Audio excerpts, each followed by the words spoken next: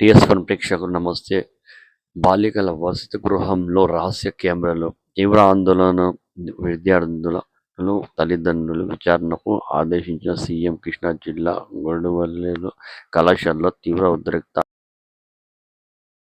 బాలికల వసతి గృహంలో రహస్య కెమెరాలు ఏర్పాటు చేసి వీడియోలు తీశారని సమాచారం. కృష్ణా జిల్లా గొడవల్లో తీవ్ర ఉద్రిక్తతకు దారితీసింది.